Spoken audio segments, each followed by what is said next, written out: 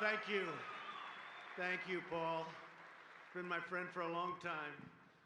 But thank you for that introduction. That says it all. You can say very shortly, but I think there's nobody that's ever done more, certainly in the position of president, for our great police. And it's an honor to be with you. And please sit down. Let's go have a good time. And Paul, I want to thank you for nearly 4 decades of exceptional service in the line of duty. I'm thrilled to be here at the 126th annual conference of the International Association of Chiefs of Police, joined by thousands of amazing law enforcement leaders, people that I know, people that I love, people that I respect, who defend our communities, chase down criminals, and keep America safe. You don't hear it enough. You do an incredible job. The people of this country know it. And the people of this country love you. You don't hear that from these people back here, but they love you. You don't hear it from the fake news. The fake news doesn't like talking about that, but they love you. Every day of my presidency, I will be your greatest and most loyal champion. I have been, and I will continue to be. It was a tremendous weekend.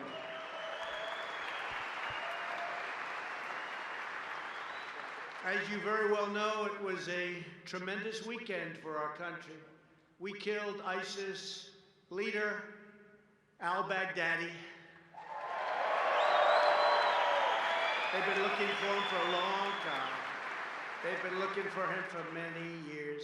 He was a sick and depraved man, and now he's dead.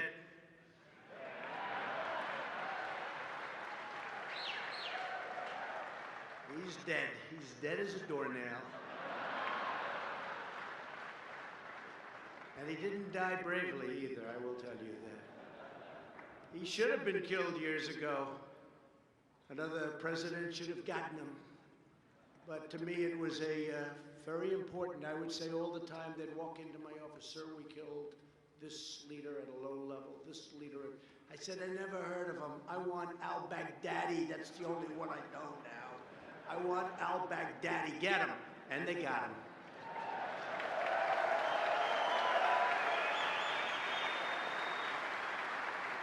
But he was big time. He built the ISIS caliphate. You hear about ISIS, that was him. It was once the physical size of the state of Ohio and had 7 million people, and it was growing big, big, big. And they had a problem. It started about 2.5 years ago.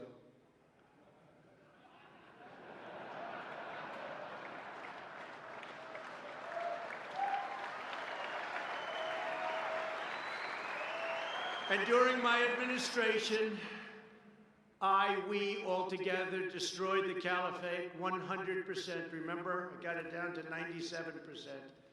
And I said, all right, let's go home. And then those people started saying 100%. You know, before me, they didn't care. But now they say, what about 100%? And we met some great generals. I learned a lot about generals. I met some good ones, and I saw some bad ones. Some that didn't have what it takes, and others that had more than anyone would have thought. And it was supposed to take a year, maybe even 2 years. And I said to one of them, how long will it take? Think we can do it in 1 week, sir? He was a little more like you. But we have now tens of thousands of ISIS prisoners under tight supervision. And now we want the countries in the region to police their own borders. We don't want to be a policeman in this case of 2 countries that haven't gotten along for centuries. But we're keeping the oil. Remember that. I've always said that. Keep the oil. We want to keep the oil. $45 million a month. Keep the oil. We've secured the oil. This morning, we are delighted to be joined by a lifelong friend of our brave police. Incredible guy, tough guy, and somebody with a tremendous heart also. But he is strong. He can take it. Attorney General William Barr. Where is William Barr?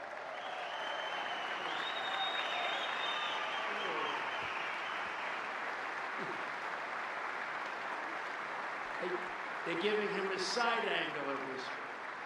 Good. Thank you, Bill. Doing a great job. We're also glad to have with us representatives Rodney Davis, Mike Box, and Darren LaHood. These are warriors. Where are they? Where are they? The three of them. They're warriors for us, for all of us. They're warriors. Thank you. They've done an incredible job. Thanks as well to the entire IACP board, and congratulations to your new incoming president, Chief Stephen Cass-Stevens. That's a nice name, I like that. Where's that name? Where is he? He should be sitting right up front here someplace. I mean, okay, I'm going over here. Stand up, Stephen. Okay, Stephen, there you go. I went all the way around the room to find you.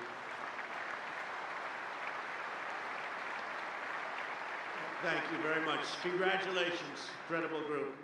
And I hear you're an incredible leader. Thank you very much. And thank you also to the international law enforcement partners who join us together. Our nations ensure the rule of law prevails in the entire civilized world. We work together. I also want to extend our immense appreciation to all of the law enforcement family members in the room. Please stand. The family members really make you folks work. I know how it all is. They're so proud of you. Family members, please stand. I know how that works. I know how that works. Without those family members, you wouldn't be doing so good. I know that. But there is one person that's not here today. We're in Chicago. I said, where is he? I want to talk to him. In fact, more than anyone else, this person should be here because maybe he could learn something.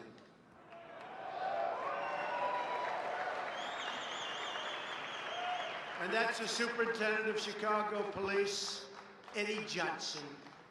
A few days ago, Johnson said, quote, "The values of the people of Chicago are more important than anything President Trump would have to say." I don't think so.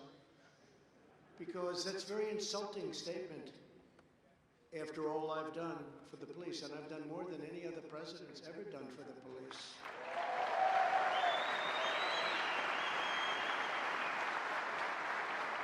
Over 100 years we can prove it, but probably from the beginning. And here's a man that could not bother to show up for a meeting of police chiefs, most respected people in the country, in his hometown, and with the President of the United States.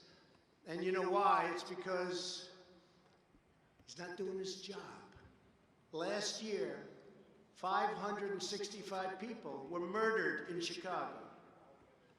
Since Eddie Johnson has been police chief, more than 1,500 people have been murdered in Chicago, and 13,067 people have been shot.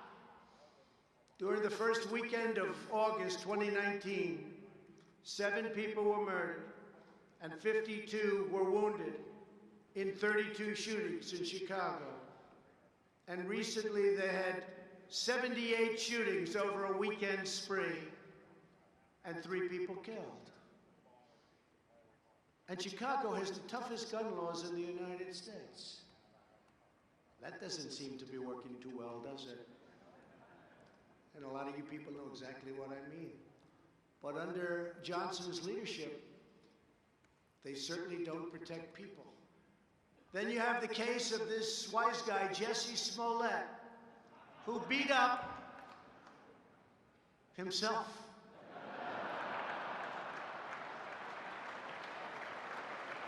And he said MAGA country did it, MAGA country.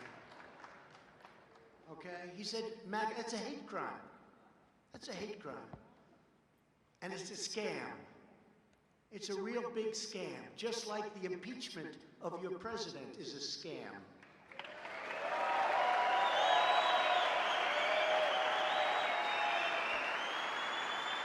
And then you look what's going on. Smollett is still trying to get away with it. He would have been better off if he paid his $100,000 bill. Chicago is, unfortunately, the worst sanctuary city in America. Chicago protects criminals at a level few could even imagine.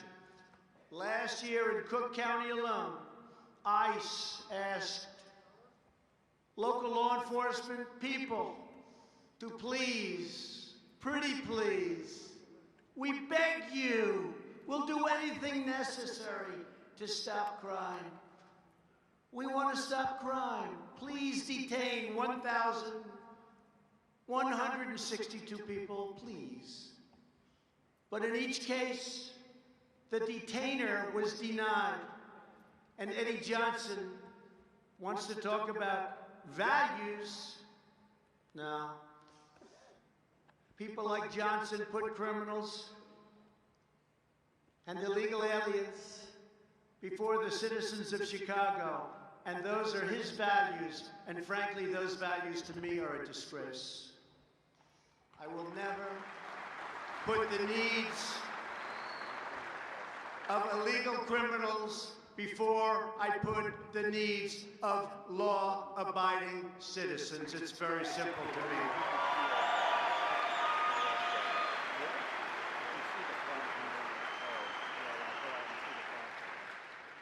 So when Eddie Johnson and many other people from lots of other regions and areas support sanctuary cities, it's really, in my opinion, a betrayal of their oath to the Shield and a violation of his duty to serve and to protect the courageous police officers of Chicago. And I know some of them, and they're the most incredible people.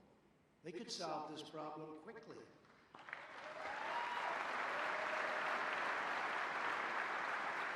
It's embarrassing to us as a nation. All over the world, they're talking about Chicago. Afghanistan is a safe place by comparison. It's true. Police officers of Chicago are entitled to a police superintendent who has their backs and knows what he's doing. You're entitled to a police superintendent who sides with you, with the people of Chicago. The people want this. And with the families of Chicago, not the criminals and the gang members that are here illegally, and not the stupid politicians that have no idea what the hell they're doing.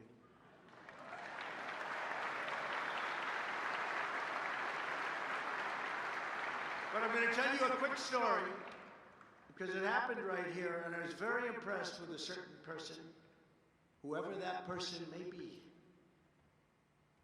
I'm sure that we could find him.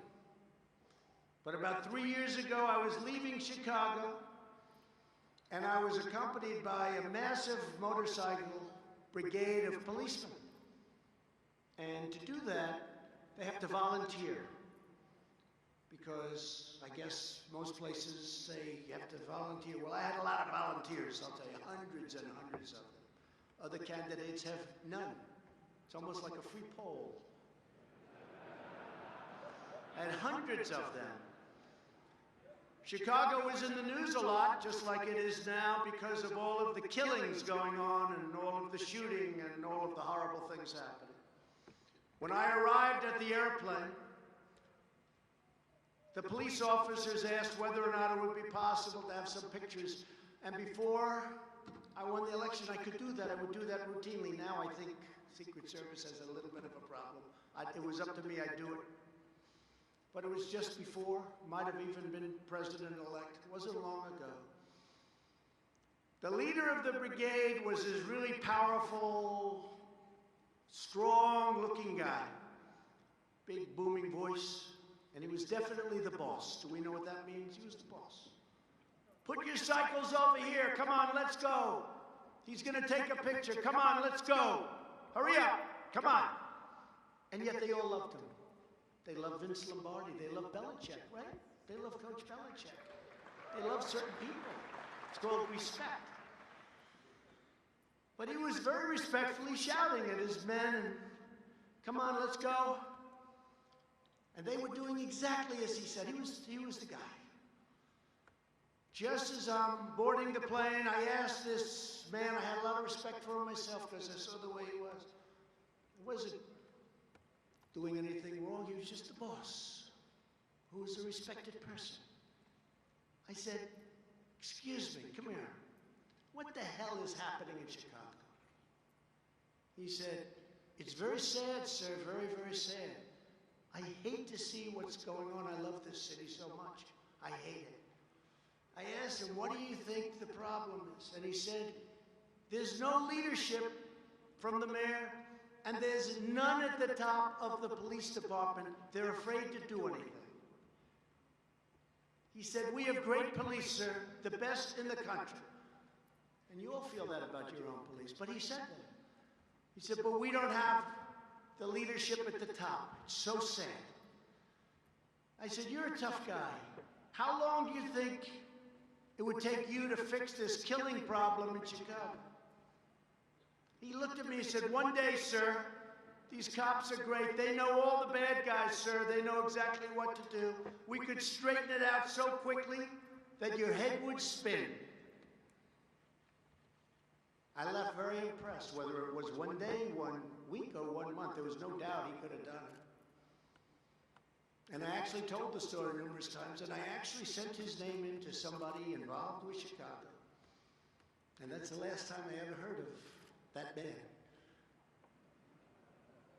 He's probably got a good job someplace outside of a police force. I'm sorry to do that to you, but he's happy. He's happy.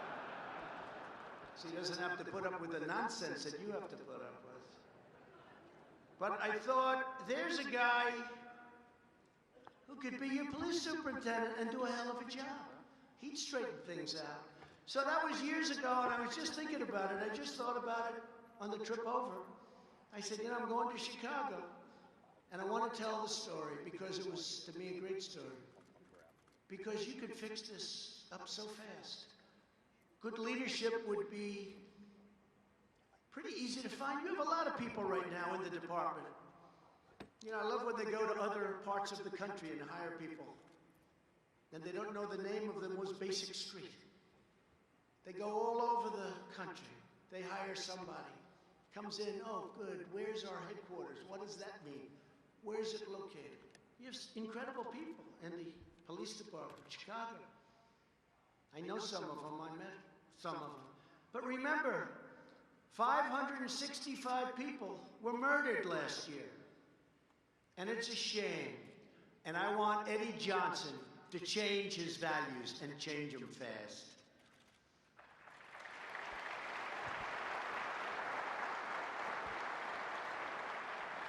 Today we're here to report on the outstanding progress we've made to combat violent crime and restore peace and safety to American cities.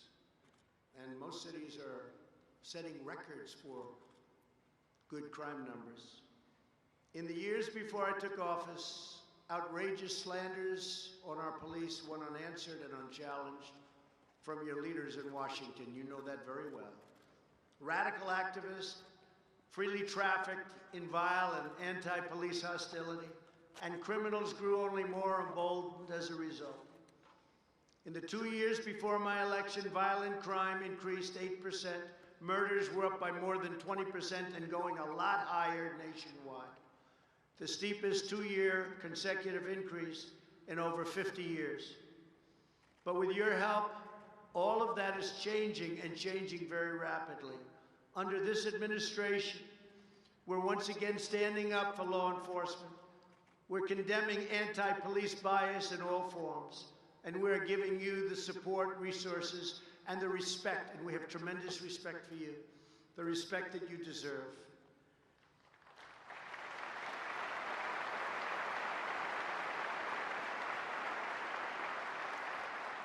Together, we have taken bold action to reverse the tide in violent crime. Over the last 2 years, the number of murders in America and America's major cities has dropped, unlike here, by more than 10%. And if we ever took the Chicago numbers out of our total numbers, the numbers would be incredible. And they already are, even including Chicago. The nationwide violent crime rate has declined for 2 consecutive years. During the same time, the number of burglaries was reduced by over, think of this, 250,000. So 250,000 less burglaries, big number. Now it also helps that we have the strongest economy in the history of our country. That probably helps. Take a little credit for that. And it was just announced as I was getting off the plane that the S&P has hit an all-time high, the highest in the history of our country. And that's not for rich people, that's for everybody. That's for your 401ks. Think of that.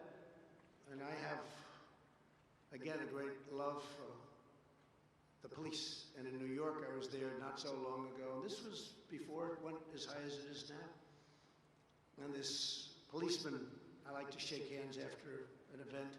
Not that I like to, I do it because I respect policemen. And they want to shake my hand. And fire marshals, people in different stadiums. But I was at an event in New York and came out, I was shaking hands, and this one policeman said, "Sir, I want to thank you. Why? My 401k is through the roof, and for the first time in my life, my wife thinks I'm a financial genius." It's true. Said he was up now 72%. I said, "That's not bad." He said, "She always thought I was incompetent financially. But you have made me into a genius, sir." He hugged me. He actually wanted to kiss me. I said, "No, thank you, but you can." Not my deal, but that's okay. But he was great. And it gave me an idea. I mean, you know, this is about 401ks. Many of you have 401ks. Does anybody in this room have a 401k that's down? Raise your hand, please. Does anybody have a 401k that's up?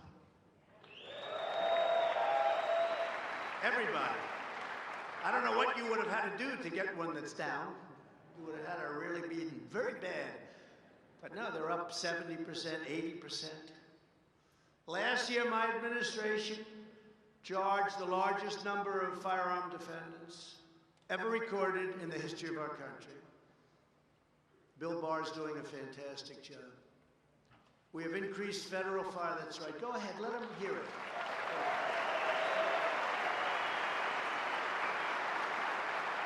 And I say let him hear it because he hears from the fake news back there all the time. They want to silence everyone, you know, except for their very strange opinions. We went with that, you wouldn't have a country very long. We've increased federal firearm prosecutions by 44% compared to the last 2 years of the previous administration. This is a record, a new record. 2 years ago, we launched and revitalized Project Safe Neighborhoods. Now, federal prosecutors are once again working closely with state and local law enforcement and all of the community leaders to marshal our resources, target crime in the most dangerous areas, and lock up violent offenders. In coming weeks, Attorney General Barr will announce a new crackdown on violent crime, which I think is so important, targeting gangs and drug traffickers in high-crime cities and dangerous rural areas. Let's call it the surge. We can come up with lots of names, but we're going to be doing something that's very dramatic, headed up by our great Attorney General, and you're going to see tremendous results very quickly. The best way to reduce gun violence is to put criminals with firearms behind bars.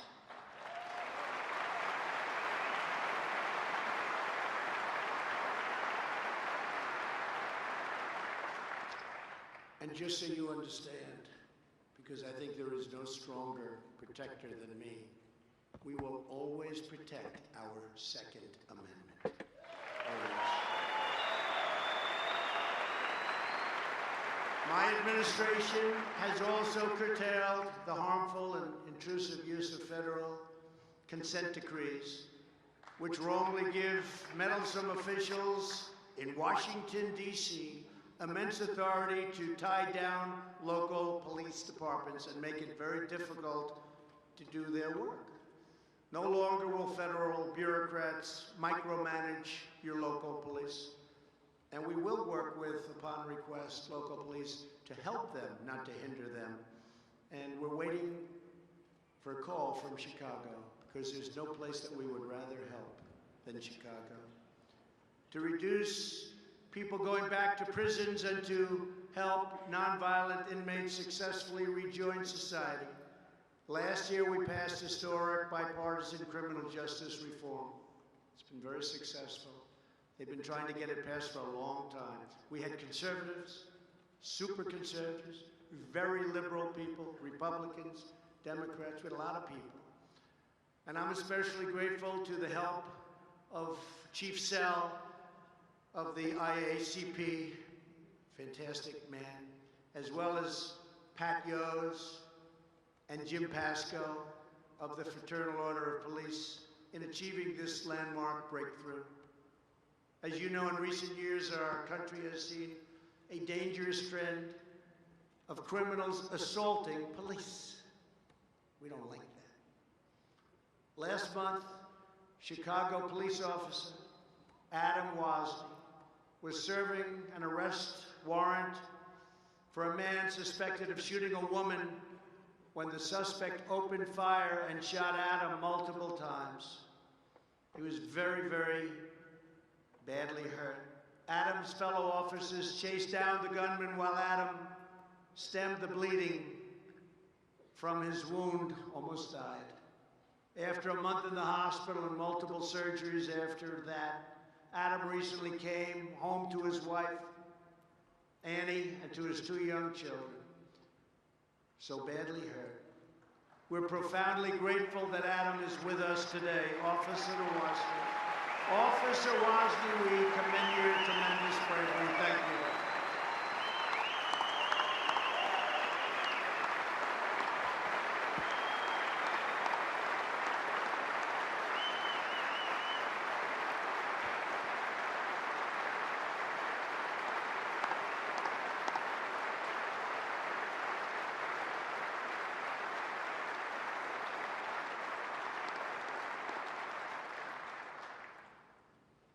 Thank you, Adam. You look good to me. Very handsome. I had a face like that, I would have been president 10 years earlier. You're looking good, Adam. But an attack on law enforcement is an attack on all Americans. It's true. Thank you, Adam. And we believe that criminals who murder our police should get the death penalty.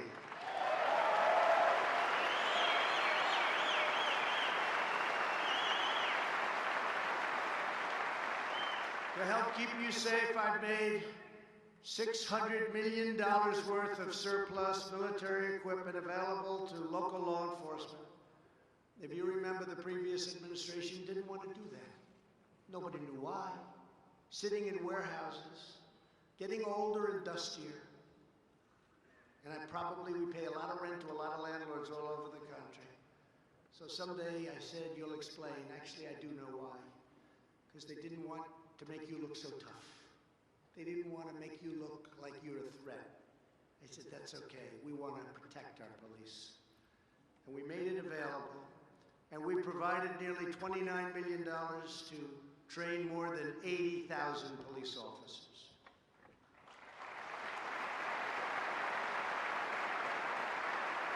And my administration is also addressing the vile acts of mass violence. We've seen some incredible police officers doing some incredible work recently. A few weeks ago, Attorney General Barr sent a letter to all law enforcement agencies announcing that he will lead an effort across the government to use the most proven methods of fighting terrorism and violent crime to identify, assess, and engage potential mass shooters before those shooters strike.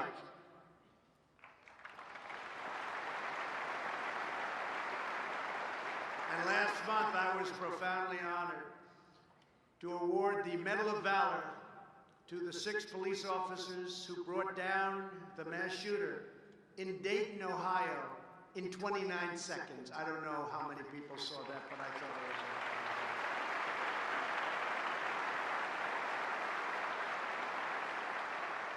And he did a lot of destruction, but it would have been the worst in history.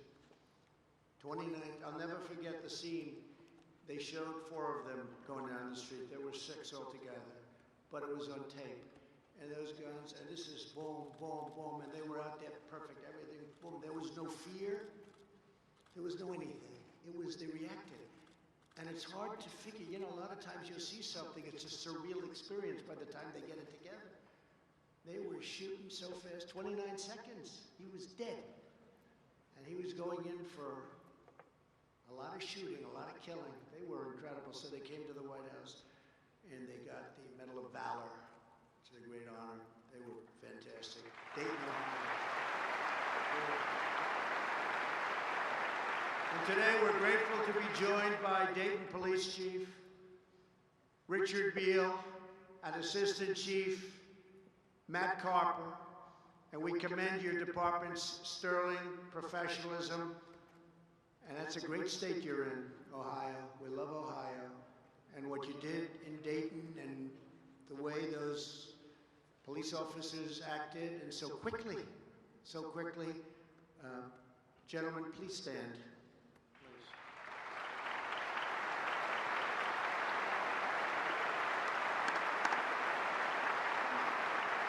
Come up here. Come up. Come on up here.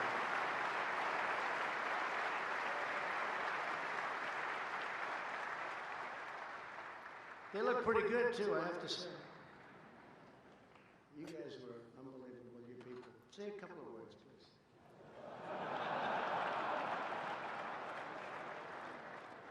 Well, thank you, Mr. President, and also to Attorney General Barr for the recognition of our police officers.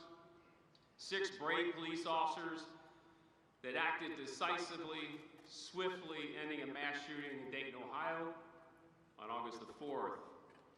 They represent the highest of ideals and performance of our profession. We are deeply proud of them.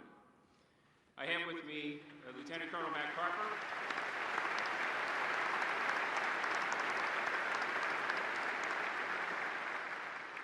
He was the acting police chief in my absence when I was in Washington, D.C. before I could return back to Dayton, Ohio. He was the senior commander on the scene in those very early hours of August the 4th, helping to coordinate the response, the initial response of more than 100 police officers regionally to respond to that scene and perform the very vast duties that were required at that time.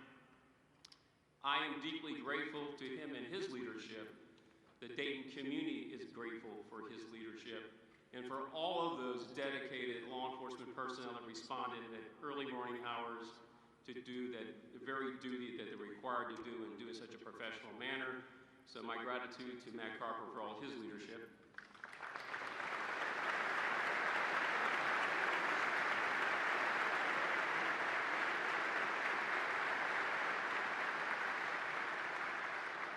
Great job. Today I'm proud to announce another historic action that we're taking to reduce violence in America. In a few moments, I will be signing an executive order to establish a new commission on law enforcement and the administration of justice. I've been trying to get this for a long time.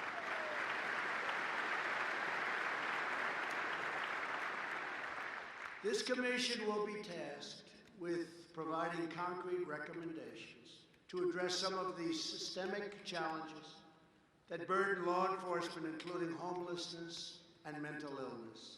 This includes supporting the ability of law enforcement officers to ensure troubled individuals receive the mental care they need. The Commission will provide concrete recommendations, and it will study the best practices to recruit, retrain, hire, train, and provide for health, safety, and the well-being of law enforcement officers. We want to take care of our law enforcement officers.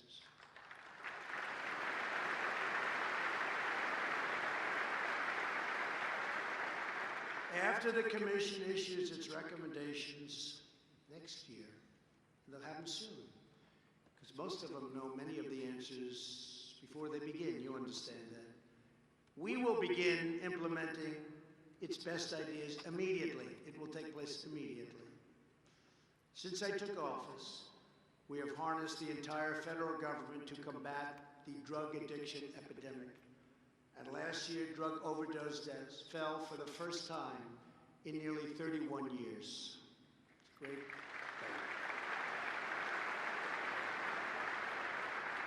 I want to thank Acting Drug Enforcement Administrator Uttam Dillon, who joins us today, and almost every person in this room for working together to end this horrible plague. This is a plague not only of this nation, this is all over the world. To stop the flow of deadly drugs into our communities, we're also taking dramatic action to secure our southern border. Illegal crossings are down 60% since May. And we are building the wall faster, bigger, better than ever even anticipated. It's going up now. And I want to thank our military. Our military has been great. The Army Corps of Engineers, all of the folks in the military have been fantastic, but that wall is going up at a rapid pace. And we'll have anywhere from 400 to 500 miles built by the end of next year. That'll have a tremendous impact. And as you know, the other side knows that, but I made one big mistake in the wall. I should have said, I do not want the wall, and they would have insisted that we build it. Big mistake.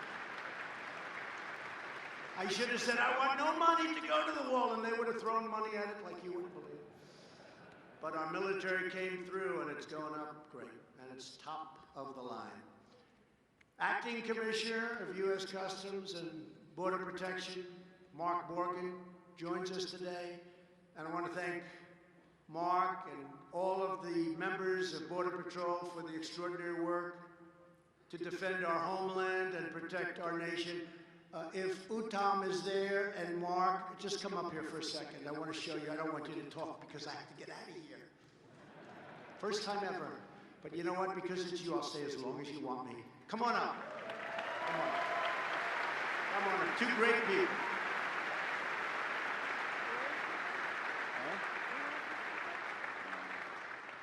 I think we should have them say a couple of words. Yes. Come on.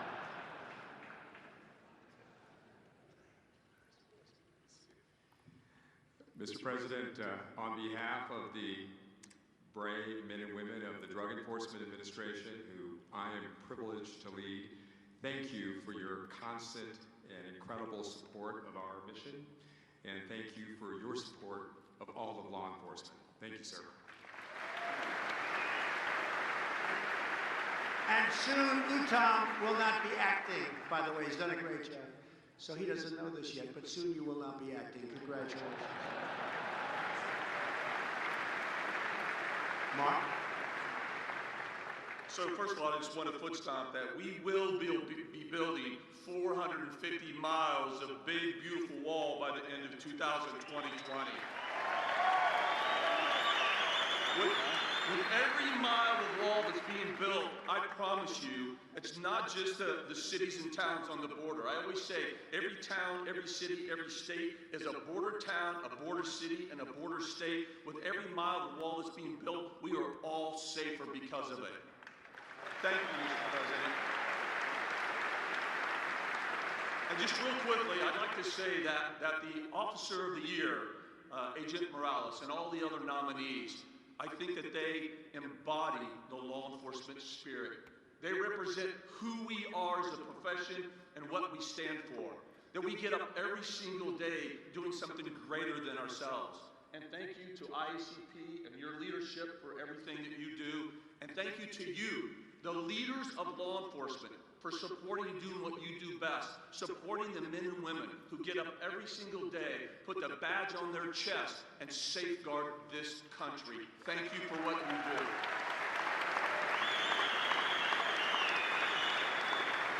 And Mr. President, thank you, Mr. President, for your support. I know this man personally, and when he says he loves us, it's sincere, it's heartfelt, and he means it.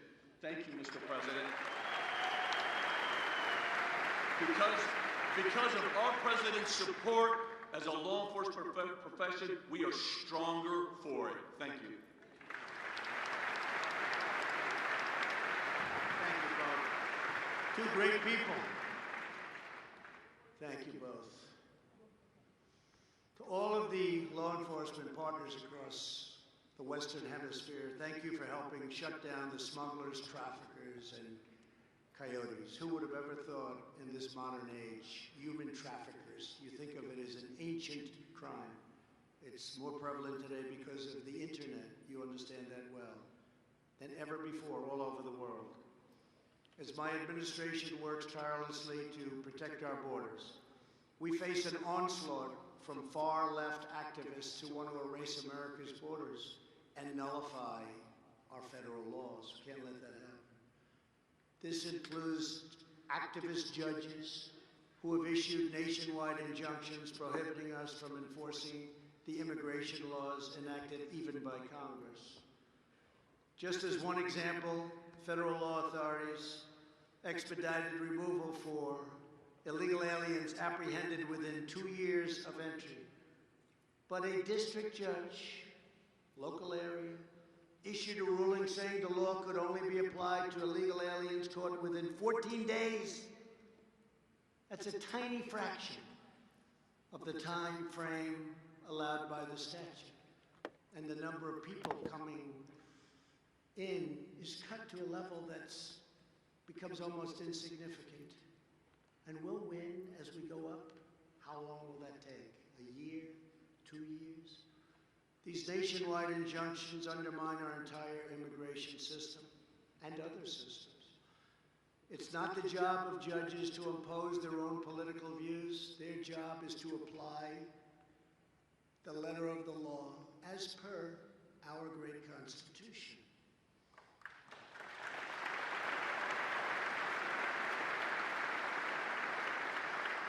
That is why I have already had appointed and approved 158 brand new federal judges and Court of Appeals judges who are committed to upholding the laws and the Constitution as written.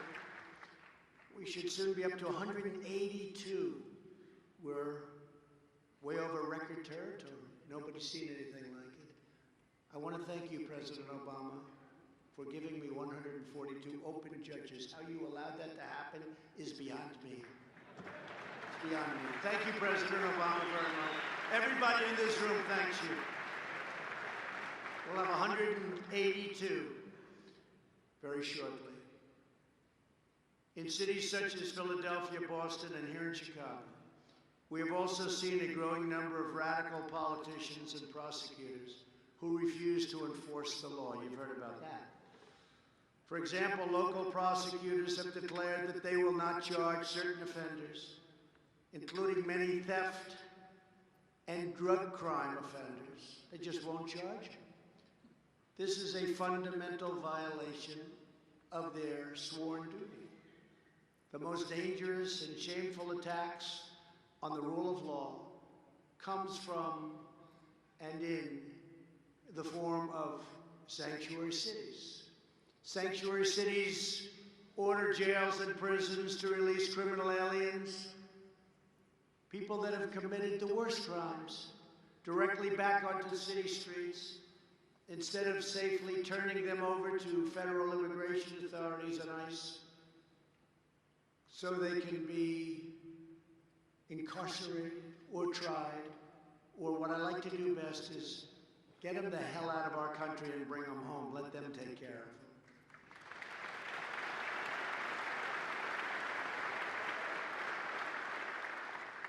As you know, countries love sending their worst to us because they don't have to bother with them, they don't have to jail them. Let the United States do it. Well, we've been very tough on that, as you've probably heard over the last couple of years. Thousands of removable criminal aliens are set free into U.S. communities every single year because of these policies, terrorizing the public and menacing the peace. Inconceivable that somebody would want it. And a lot of elections are being lost because of sanctuary cities, because people don't want it. We just won 2 in the great state of North Carolina. 2 House seats. And they were won by big margins. And I helped. I was very happy about that. The only problem is they don't want to write about it. If I lose, it's the greatest catastrophe in the history of our country. If I win, they pack up their cameras and they leave. They don't want to talk about it. Let's not talk about what happened in Louisiana with the governor's race. Let's not talk about the fact that we picked up 2 Senate seats in 18. We picked up 2. We went from 51 to 53. Nobody knows that. They don't talk about these things, but we talk about them. And hopefully we talk loudly enough so people understand what's going on and how well we're doing. Last year alone, here in Illinois, local officials blocked ICE detainees for illegal aliens responsible for hundreds of offenses, including homicide, trafficking deadly drugs, trafficking humans, robbery, and sexual assault. Just a few weeks ago, near Seattle, Washington, a county jail released an illegal alien MS-13 gang member, the worst, who they previously refused to hand over to ICE. And by the way, ICE, they're heroes, they're patriots, they're tough, they're strong, they're brave. Who would do that job? Who would do that job? These are warriors, and they love our country, by the way. This man went on to murder a 16-year-old boy with a baseball bat who didn't do anything. He's a young child who was on his way to a beautiful future. He didn't do anything. He murdered him with a bat. Last year, on the day after Christmas, America grieved when California police officer Ron Singh was murdered by a criminal alien, a known gang member, a tough guy with 2 prior arrests for bad things, who was released due to sanctuary city laws. Not one more American life should be stolen from us because a politician puts criminal aliens before American citizens.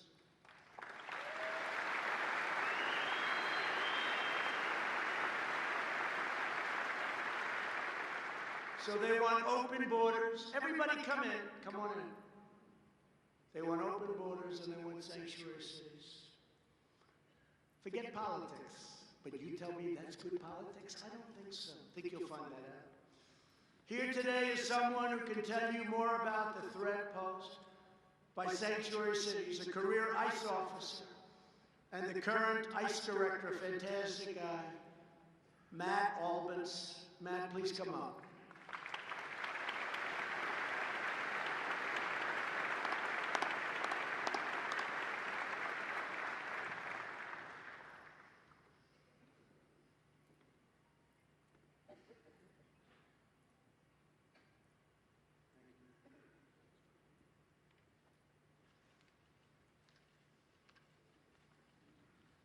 Thank you, Mr. President, for giving this opportunity to address our partners in law enforcement. I would note the remarks I'm about to make are the same I would have made 2 years ago, 4 years ago, and 6 years ago. Our country, and every community within it, is safer when law enforcement at all levels cooperates. There is significant human cost to sanctuary laws and policies, which ban local law enforcement agencies from working with ICE, to include even the simple sharing of information about criminals in their custody. Laws and politics like these make us less safe. It's plain and simple. It's past time to put aside the political rhetoric and listen to the facts. And the fact is, people are being hurt and victimized every day because of jurisdictions that refuse to cooperate with ICE. As law enforcement professionals, it is frustrating to see senseless acts of violence and other criminal activity happen in our communities. Knowing that ICE could have prevented them with just a little cooperation, and the type of cooperation we seek is simple. We don't ask any law enforcement agency to enforce federal immigration law. We merely ask law enforcement agencies to honor ICE detainers, which until recently, most agencies did for over half a century. Hold that person for a brief period of time, notify us when they're getting ready to release, and and turn them over to us in the safe confines of your detention facility. Our detainers are issued based on probable cause, the exact same standard that every law enforcement agency in the U.S. here operates under. And the fact is that 70% of the civil arrests that ICE makes are at local jails and state prisons across the country. But we used to make more before sanctuary laws or policies prevented us from doing so, leaving us with no choice but to expend significant additional resources to locate and arrest criminal aliens and other immigration violators in the community. It's less effective, it's more disruptive, and it makes us less safe. There will be criminals we don't find, and often when we do, it's after they've been arrested for another subsequent criminal violation. These are preventable crimes, and even more importantly, preventable victims. How many billions of dollars has law enforcement spent on crime protection and crime prevention? You want to prevent crime? Help us get the criminals out of your communities.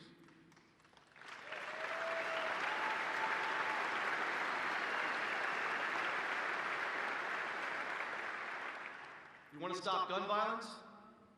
Get the criminals perpetrating that violence out of your communities. Last year, ICE arrested 11,000 people with weapons violations, and those are gone from the country now.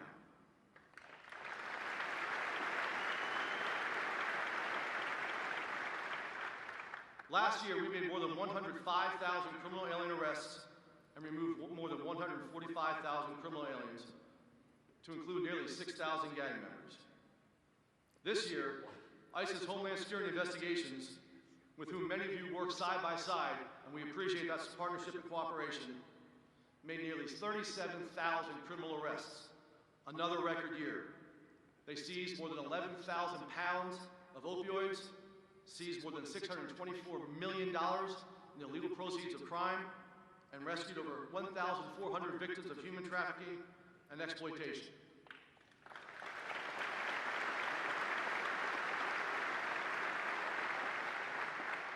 We have many of HSI's special agents in charge and headquarters leadership here with us today, and I'm honored to have the privilege of representing them and the tremendous work that their special agents, their analysts, our attorneys, their task force officers, and support personnel do on behalf of this country. As a career law enforcement officer, I'm imploring all of the state and local officers in this room to work with us. Find a way to partner with us for the sake of our communities that we have all sworn to protect, and for the sake of our country. And for those that already do, thank you. You will have every ounce of support from ICE that we can provide. The truth of the matter, and one which every person in this room knows, every community and every cop is safer when law enforcement works together. Thank you. Thank you, Matt. Doing a great job. I mean, honestly, I didn't know he was going to make a speech when I invited him up. But that's okay. Hey, but it was a good speech, man. I didn't know. I said, wait a minute, that's 5 pages he's got there. Yeah, it's a good 5 pages. And thank you very much, Matt. You're doing a fantastic job. And we brought out thousands of MS-13 gang members, thousands. We take them out, and we focus on the bad ones. We focus on the worst of the people. And you have people coming in, and you have some really bad ones coming in, and we focus on them. But we've taken out thousands of MS-13 gang members. Our police put their lives on the front line for us every day, and you deserve the absolute support of your elected leaders. My administration will always protect those who protect us. Here with us today are 3 of those heroes who were nominated for the IACP Police Officer of the Year Award. Nick Grivda, Thomas Thompson, and Jonathan Morales. 3 great people.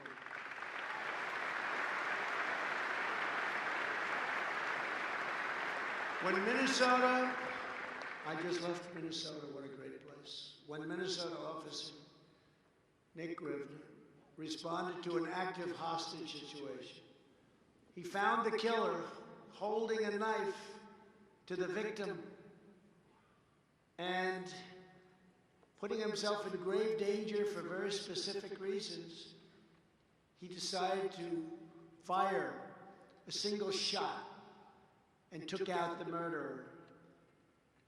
He's received tremendous praise, and it was a very brave thing to do, very specific reason. Officer Grivner, please come forward. Please come up. Thank you. Say a few words. Thank you.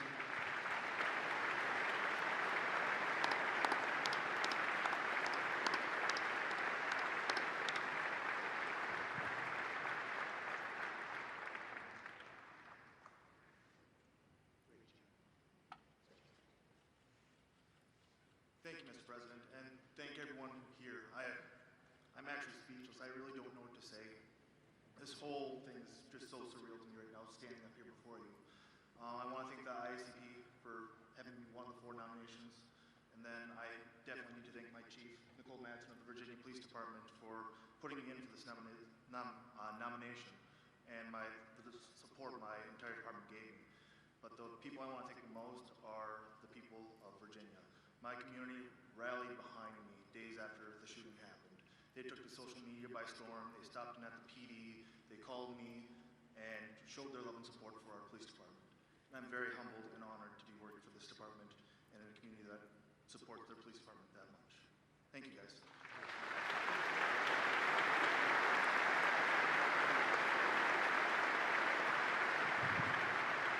Thank you. Great job.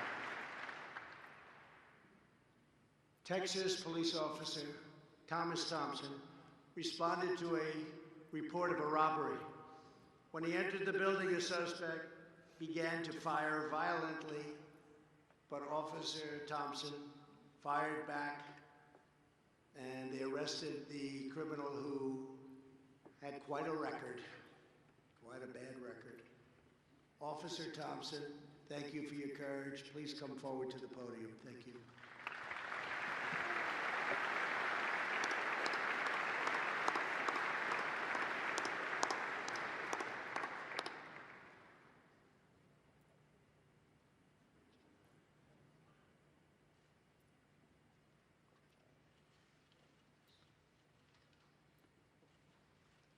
I feel incredibly honored to be here and to be recognized for what is essentially just a story of me just doing my job.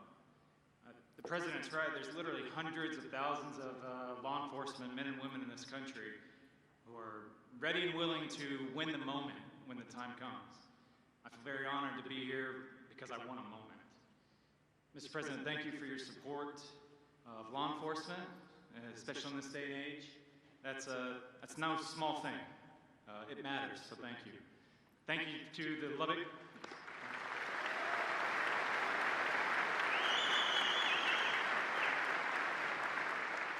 I want to say thank you to the City of Lubbock, to the Lubbock Police Department for supporting me through a very difficult time. Finally, and most personally for me, I want to say thank you to my wife.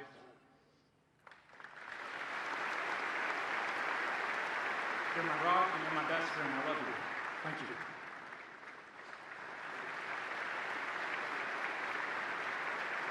Thank you very much, Greg.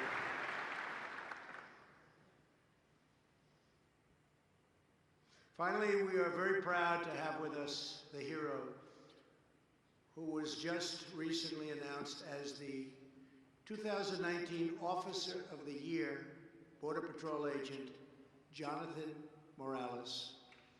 In May, I met Border Patrol Agent Jonathan Morales when he came to the White House for the National Day of Prayer. Just days before, Agent Morales was off duty attending a service for Passover when a gunman opened fire at a synagogue in Poway, California. You all read about it. It was terrible.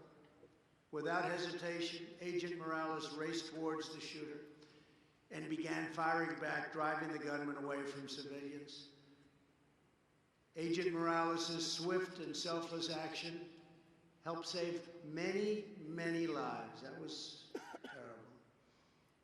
I just want to say it's great to meet you a second time, Agent Morales, and your courage and strength is really appreciated and so respected by the entire nation. Would you please come forward?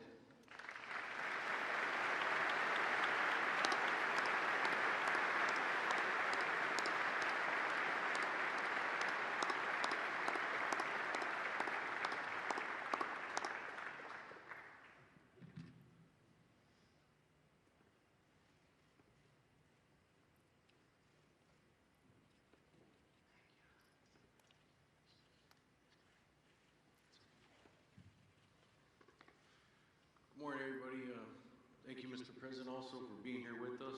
You are our biggest supporter in Border Patrol. And we all know in this day we need all the support and help we can, so our agency really appreciates what you do. Thank you also, Commissioner Morgan, my Chief, Ms. Chavez, El Centro Sector, representing us also, and you guys are responsible for giving us the training and tools that we need each day to complete our mission out there of immigration enforcement. And most of these times, these legal criminals, we are the ones they first see when they enter our country. When I have the green uniform on, this is who they will encounter. Just a little recap of that tragic day. We're sitting in our Chabad house of prayer. We were attacked. But at that moment, I made a split-second decision. I was off duty. I was on annual leave, enjoying my time off. But I wasn't off duty as an officer, as an agent, sworn to protect my community, protect my people. And I immediately went into action, and I did what I could to save as many people possible. And this terrorist who attacked us ran away like a coward, didn't even bother to challenge me or engage me and return fire. And, I'm grateful to Hashem and also on behalf of Rabbi Goldstein and the Chabad Akawi community that they thank you also for your support and love for our community also. So thank you. And all my fellow officers out there, always be safe. Remember, can't be complacent even on our off duty, because that's when it always happens, when we least expect it. Like I said, always be safe out there, and we never are off duty. When we take the uniform off, our mindset, we're still prepared for worst case scenario. Thank you all.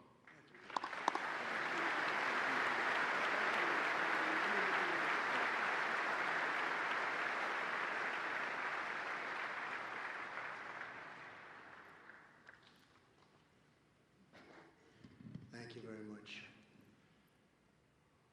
He's in much better shape right now than he was the last time. And in a very short period of time, he's going to be perfecto. Thank you very much. Great bravery. That was a big, big deal. Each one of these heroes represent the selfless service of more than 685,000 law enforcement officers all across our country. Every day, Americans get up and go to work. Our children go safely to school, and our families sleep soundly at night because the people in this room stand guard. You risk your lives, and you save countless others. And I've always heard you risk your lives for, in many cases, people you don't know, people you've never met. It's an incredible thing. And I have to say, in concluding, you have no idea how much the people of this country love you and respect you.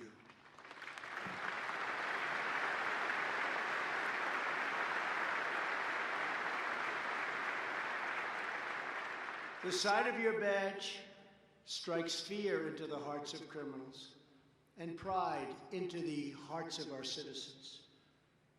When children hear the sirens of your patrol cars, they race to catch a glimpse because they know that you are the heroes of their streets. And in many cases, they know that's really what they want to do someday. That's what they want to be. That's what they want to do. They want to be a police officer. They see it. Out of love for our neighbors, care for our communities, and commitment to our country, we will shield peace-loving, law-abiding Americans from anyone and everyone who would do them harm. We will keep our streets secure, our cities guarded, and our loved ones safe. We will fight violent crime, uphold the peace, enforce the law, and with God as our witness, we will proudly serve, protect, and defend the citizens of the United States. To all of the terrific law enforcement officers here today, thank you for your unwavering courage and your unbreakable devotion. Today and every day, I vow to stand proudly, loyally, and faithfully with the incredible men and women in blue. Now I would like to invite the Attorney General of the United States and the IACP and FOP leadership to join me on stage while I sign our new Commission on Law Enforcement. God bless you, and God bless our great law enforcement, our police officers. God bless our military, and God bless America. Thank you all very much. Thank you.